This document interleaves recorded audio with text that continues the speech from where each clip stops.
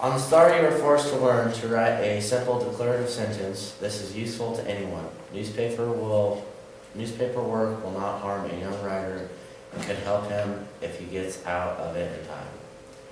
I, Ernest Miller Hemingway, was born on July 21st, 1899, in Oak Park, Illinois. Clarence and Grace Hemingway raised me in this conservative suburb of Chicago. But my family also spent a great deal of time in northern Michigan, where we had a cabin. It was where I learned to hunt, fish, and appreciate the outdoors.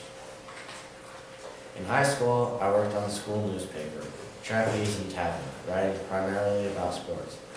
Immediately after graduation, I went to work for the Kansas City Star, gaining experience that would later influence my particularly stripped-down style. In 1918, I went overseas to serve in World War I as an ambulance driver in the Italian Army. For my service, I was awarded the Italian Silver Medal of Bravery, but soon sustained injuries that landed me in the hospital in my land. There, I met a nurse named Agnes von Kowalski, who soon accepted my proposal of marriage, but later left me for another man. This devastated me, but helped me write a very short story, and more famously, Inferno to Arms. Still nursing my injury and recovering from the brutalities of war at the young age of 20, I returned to the United States and spent time in northern Michigan before taking a job at the Toronto Star.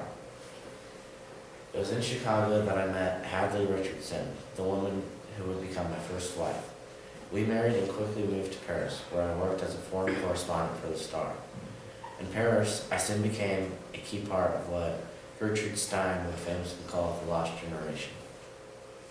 With Stein as I mentored, I made the acquaintance of many of the great writers and artists of this generation, such as F. Scott Fitzgerald, Ezra Pound, Pablo Picasso, and James Joyce. In 1923, I and Hadley had a son, John Hadley McClure Hemingway. By this time, the writer had also begun frequenting the famous festival of San Fermin in Pamplona, Spain. In 1925, Hadley and I joined a group of British and American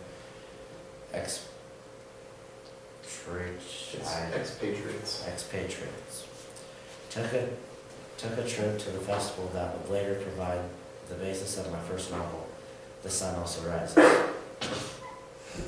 The novel is widely considered the greatest work, artfully examining the post-war disillusionment of the generation.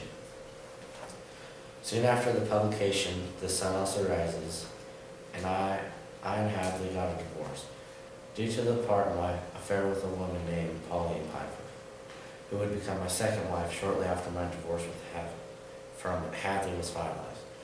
I continued to work on books of short stories, Men Without Women. Soon Pauline became pregnant, and we decided to move back to America. After the birth of our son Patrick Hemingway in 1928, we settled in Key West, Florida, but summered in Wyoming. During this time, I finished my celebrated World War I novel, A Farewell to Arms, securing my last place to the literary canon. When I wasn't writing, I spent much of the 1930s chasing adventure, big game hunting in Africa, bullfighting in Spain, deep-sea fishing in Florida. While reporting on the Spanish Civil War in 1937, I met a fellow war correspondent named Martha Gilmore and gathered material for my next novel, For Whom the Bells Tolls, which would eventually be nominated for the Pulitzer Prize.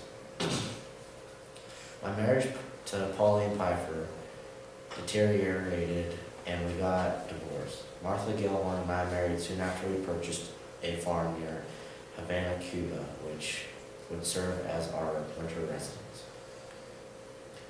When the United States entered World War II in 1941, I served as a correspondent and was present at several of the war's key moments, including the D-Day landing, Towards the end of the war, I met another war correspondent, Mary Welch, who I would later marry after divorcing Martha Gilmore. In 1951, I wrote The Old Man in the Sea, which would become perhaps my most famous book. Finally winning myself the Pulitzer Prize I had long denied. I continued my trips to Africa and sustained several injuries during my adventures, even surviving multiple plane crashes. In 1954, I won the Nobel Prize in Literature. Even at this peak of my literary career, though the burly Hemingway's body and mind were being to betray me. Recovering from various old injuries in Cuba, I suffered from depression and was treated for numerous conditions such as high blood pressure and liver disease. I wrote A Movable Feast, a memoir of my years in Paris, and I retired permanently to Idaho, where I continued to battle with deteriorating mental and physical health. Early on the morning of July 2nd, 1961, I committed suicide in my home with a shotgun to the head.